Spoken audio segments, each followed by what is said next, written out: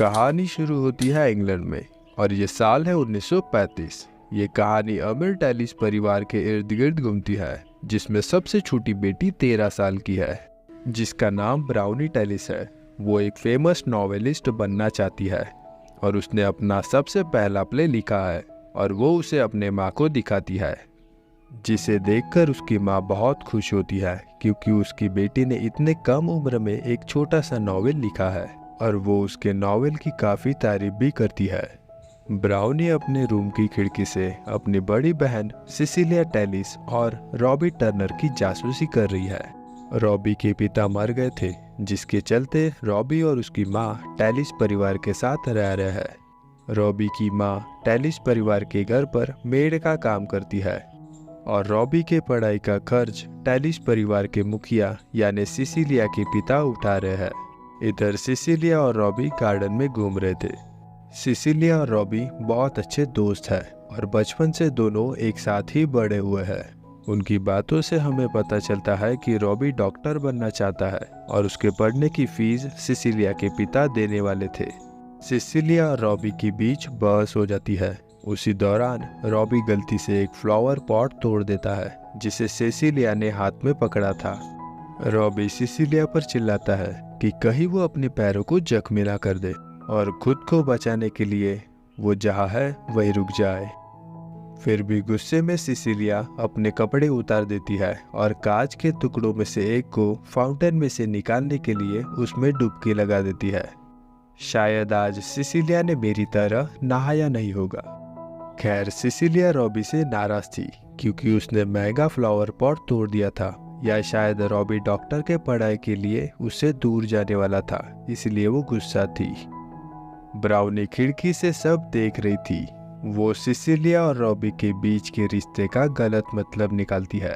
वो समझती है कि रॉबी उसकी बहन को छेड़ रहा है और छेड़ने से याद आया, द सुपीरियर शो प्रेजेंट करता है अटोनमेंट, जिसका मतलब है प्रायश्चित।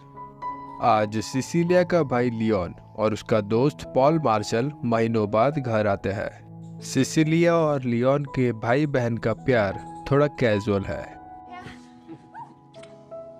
लियोन और पॉल दोनों बहुत अच्छे दोस्त हैं और पॉल मार्शल की चॉकलेट की एक फैक्ट्री है। लियोन ने रात की डिनर पर रॉबी को इनवाइट किया था। ये जानकर सिसिलिया गुस्सा हो जाती है और रॉबी को डिनर पर बुलाने के लिए लियोन को मना करती है। सिसिलिया की रॉबी के साथ दोपहर में लड़ाई हुई थी और इसीलिए सिसिलिया नहीं चाहती कि वो रॉबी के साथ टाइम स्पेंड करे।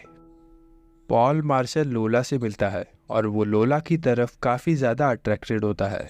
पॉल की चॉकलेट फैक्ट्री है और वो ब्रिटिश आर्मी के हर सोल्जर को उसके फैक्ट्री में बनने वाली चॉकलेट्स फ्री में देना चाहता है। शायद ये एक मार्केटिंग स्ट्रेटेजी हो जिसे देखकर लोग उसकी चॉकलेट्स खरीदे, या फिर पॉल सच में एक जेंटलमैन है।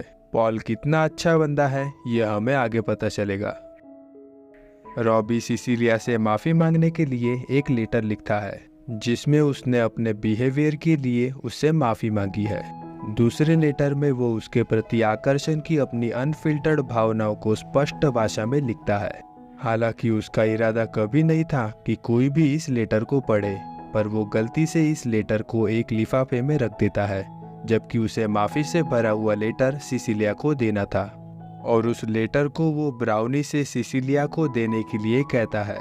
ब्राउनी अपनी बहन को लेटर देने से पहले उसे पढ़ती है, जो उसे नहीं करना था, और वो उस लेटर को पढ़कर सब समझ जाती है। बाद में वो अपनी 15 साल की चचेरी बहन लोला को लेटर के बारे में बताती है और दोनों रॉबी को एक घटिया आदमी समझते हैं। शाम के समय रॉबी सिसिलिया से उस लेटर के लिए माफ़ी मांगता है, लेकिन सिसिलिया भी उसके प्रति अपने प्यार को कबूल करती है, जिसके बाद दोनों लाइब्रेरी में लूडो खेलते हैं। दूसरी तरफ ब्राउनी चुपके से लाइब्रेरी में शोर सुनकर अंदर आती है। वो दोनों को लूडो खेलते हुए पकड़ती है और गलती से समझती है कि उसकी बहन के साथ रॉबी गलत काम कर रहा है। ये बहन अगर इतना दिमाग पढ़ाई में लगा लेती तो शायद एसएससी सीजीएल पक्का ही निकल जाता। डिनर के दौरान लोला के जुड़वा भाई लापता हो जाते हैं और सारे फैमिली मेंबर्स उन्हें खोजने जाते हैं। खोज के दौरान ब्राउनी को पता चलता है कि लोला के साथ एक व्यक्ति दुष्कर्म कर रहा है, पर तभी वो भाग जाता है। उस आदमी को स्पष्ट रूप से न देखने के बावजूद ब्राउनी को यकीन था कि वो रॉबी ही है। दूसरी तरफ लोला कंफ्यूज है, जिसने उस आदमी का चेहरा नहीं देखा था, इसलिए लोला असहमत है। बाद में रॉबी जुड़वा बच्चों को ढूंढ लेता है और दोनों को सुरक्षित घर लाता है। घर वालों ने पुलिस को बुला लिया था और ब्राउनी स्पष्ट गवाही देती है कि रॉबी ने ही लोला के साथ दुष्कर्म किया है। ब्राउनी घर वालों को रॉबी के लिखे हुए लेटर्स को भी दिखाती है, जिससे सबका शक रॉबी पर ही जाता है। सिसिलिया द्वारा अपनी बेगुनाही की दलीलों के बावजूद रॉबी को गिरफ्तार कर लिया जाता है। सिसिलिया को छोड़कर सभी रॉबी को अपराधी मान रहे थे, जिसके बाद कहानी सीधे 5 साल बाद यानी 1940 में शिफ्ट होती है, जब सेकंड वर्ल्ड वॉर चल रहा था। रॉबी को इस शर्त पर जेल से रिहा किया जाता है कि वो सेना में शामिल होगा और फ्रांस की लड़ाई में लड़ेगा। रॉबी ऐसा ही करता है और वो वॉर में शामिल होता है, पर रॉबी और उसके 2 सोल्जर्स अपनी यूनिट से अलग हो जाते हैं और वो लोग जर्मन से छुपते छुपाते पैदल ही डनकर्क की ओर बढ़ते हैं। रॉबी 6 महीने पहले के बारे में सोचता है, जब उसकी मुलाकात सिसिलिया से हुई थी, जो अब एक नर्स है, और उसने अपना आलीशान महल भी छोड़ दिया है और अब वो एक किराए के घर में रह रही है, बस इसी इंतजार में कि एक दिन रॉबी वॉर से वापस आएगा और दोनों एक साथ शादी करके हंसी खुशी अपनी जिंदगी जिएंगे। कहानी फिर से प्रेजेंट में आती है, जहां रॉबी को संक्रामक इंजरी हुई है और वो अपने 2 सोल्जर्स के साथ डनकर्क की ओर जा रहे हैं। रास्ते में वो बहुत सारी लड़कियों की लाशें देखते हैं जिनके सर में गोली मारी गई थी और ये काम जर्मन सोल्जर्स ने किया था, जिसे देखकर रॉबी की आंखों में आंसू आ गए थे। और दिन रात उस भयानक मंजर में घूमते घूमते वो एक दिन डनकर्क पहुंच ही जाते हैं, जहां ब्रिटेन की बड़ी सेना की टुकड़ी है। रॉबी बड़े पद वाले ऑफिसर से मिलता है और उसे पता चलता है कि बहुत जल्द सारे सोल्जर्स को डनकर्क से अपने अपने घर पहुंचाने वाले हैं। डनकर्क के तट पर मंजर बहुत खराब था और ये वही डनकर्क है जिस पर एक मूवी भी बनी है और आपको जल्द ही इस चैनल पर देखने को मिल जाएगी। उसके लिए आपको क्या करना है आपको पता ही है। रॉबी एक संक्रमित घाव से गंभीर रूप से बीमार है और उसे हैलुसिनेशन होते हैं और वो अपने माँ को अपने पास देखता है। उसकी तबीयत बहुत खराब है, पर जब रॉबी को पता चलता है कि सुबह 7 बजे सब सोल्जर्स को समुद्री जहाज से ले जाने वाले हैं और ये सुनकर किसी तरह रॉबी सो जाता है। खैर, कहानी फिर से करीब 7 महीने पहले आती है, जहां ब्राउनी अब 18 साल की हो गई है और वो कैम्ब्रिज यूनिवर्सिटी जाने के बजाय लंदन के सेंट थॉमस हॉस्पिटल में सिसिलिया की पुरानी नर्सिंग यूनिट में शामिल हो गई है। ब्राउनी दिन में अपनी ट्रेनिंग अच्छे से करती है और रात में वो शांति से अपनी नॉवेल लिखती है। अगर आपने ध्यान से वीडियो को देखा होगा तो आप समझ ही गए होंगे कि ये नॉवेल मूवी की शुरुआत के सीन से रिलेटेड है। वो अपनी बहन को लेटर लिखती है, लेकिन रॉबी की गिरफ्तारी ब्राउनी के गवाही की वजह से हुई थी, जिसके चलते सिसिलिया उसे माफ़ नहीं करती, जिसके बाद सिसिलिया ने उससे फिर कभी बात नहीं की। वो उस दिन के बारे में सोचती है जिस दिन रॉबी ने उसे डूबने से बचाया था।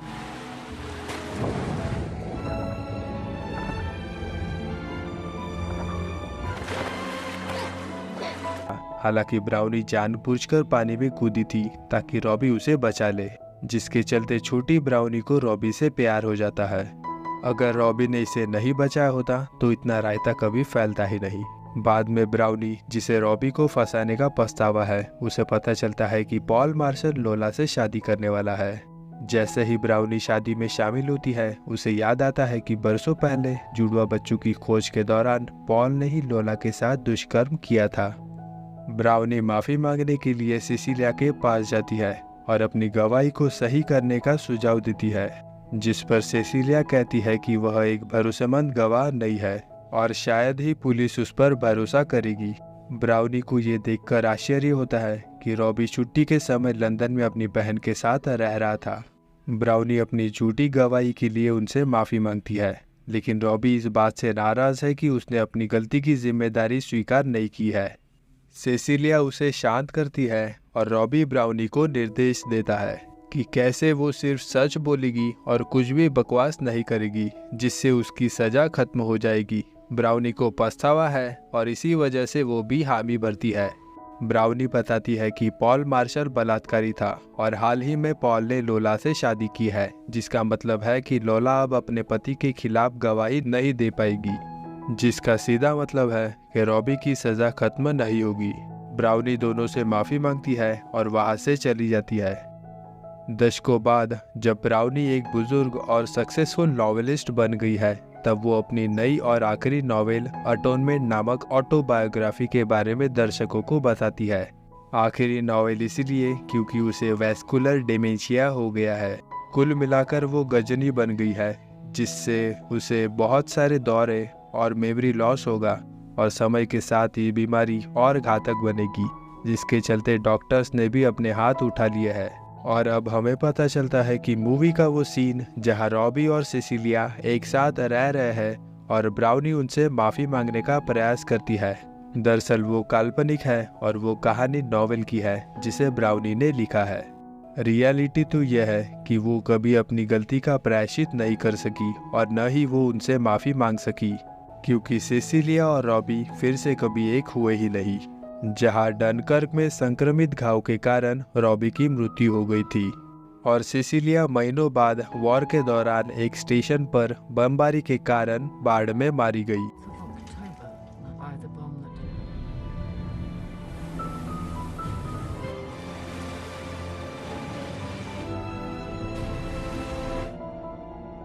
ब्राउनी स्वीकार करती है कि उसने काल्पनिक अंत के साथ अपना नॉवेल उन दोनों को काल्पनिक रूप से देने के लिए लिखा है।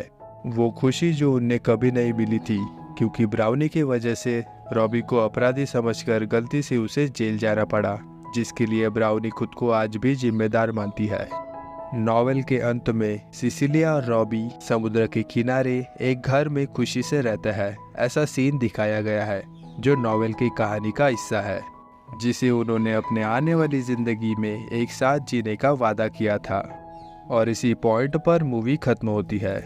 मूवी की टाइमलाइन पास्ट और प्रेजेंट के इर्द गिर्द घूमती है और हमने आपके लिए टाइमलाइन को सरल बनाकर आपको मूवी की स्टोरी समझाने की कोशिश की है। और पिछले वीडियो में आपका भर भर के सपोर्ट के लिए मैं आपको थैंक यू कहना चाहूँगा एंड आई होप कि आगे भी आपका सपोर्ट ऐसा ही बना रहे, जिससे मोटिवेट होकर मैं आपके लिए ऐसे ही अच्छी वीडियोज़ ला सकूँ। आई होप आपको ये सच्ची कहानी और हमारे एफर्ट्स पसंद आए हो और मैं मिलूँगा आपसे अगले वीडियो में। तब तक take care and good bye. Hi hello और थैंक यू, चलते हैं फिर मिलेंगे।